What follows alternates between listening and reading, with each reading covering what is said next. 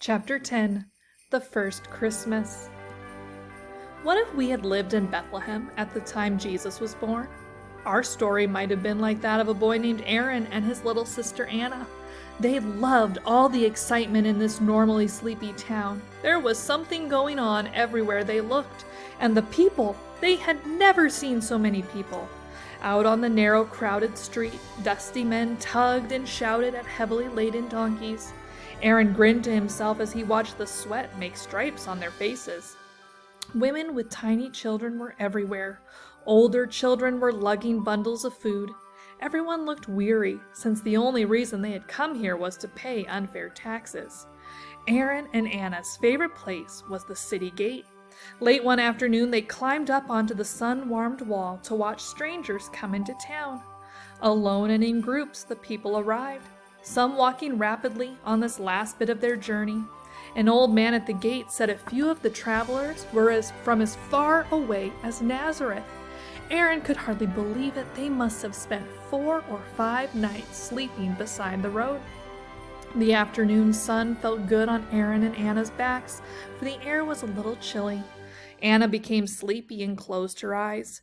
Minutes later, Aaron nudged her and she awoke.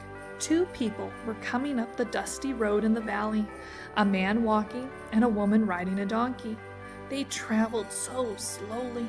The woman had her hand on the man's shoulder, and she seemed very tired. The man kept looking at her anxiously. As the couple drew closer, Aaron and Anna could see that their donkey was covered with dust. They had come a long way, but why did they stop so often when their trip was almost over? They paused again right in front of the gate. The woman looked up at the children and smiled, their hearts filled with wonder. The young woman's face, her eyes great pools of darkness, was pale with exhaustion, but it held a tender smile that made the children forget taxes and Roman soldiers and even Caesar Augustus himself.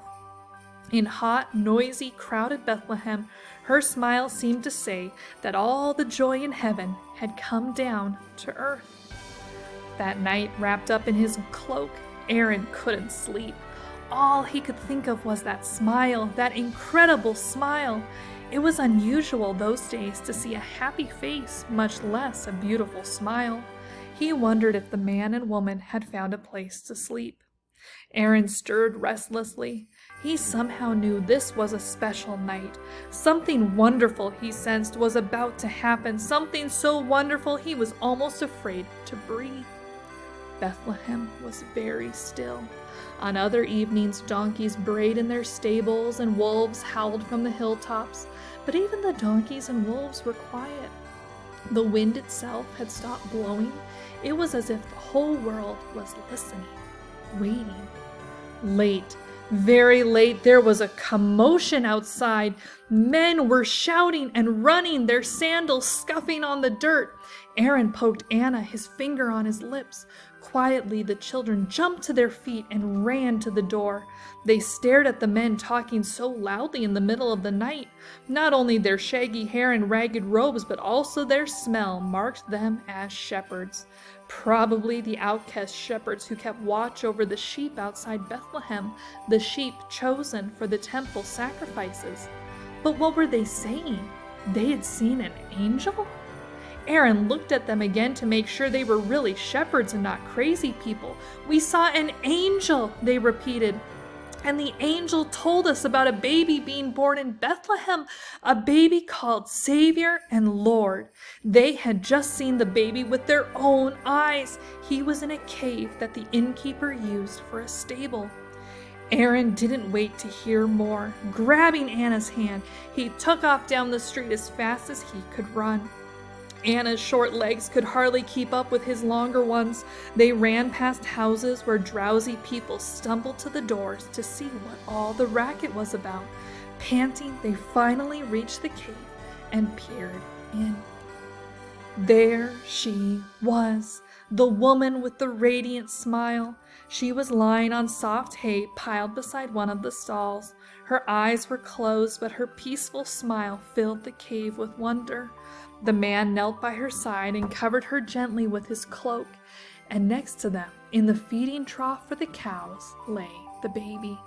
He seemed so tiny, wrapped tight in a long linen band and sleeping soundly like any other baby.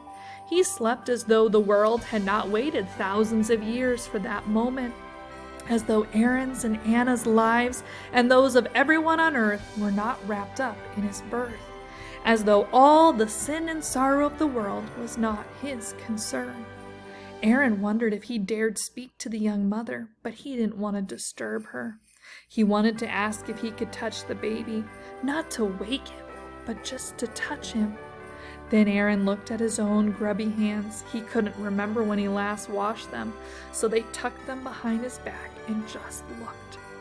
Aaron glanced at Anna. Little Anna was on her knees, her hands clasped together, a look of surprise and joy on her face. Tears were trickling down her grimy little cheeks. Aaron knelt beside her.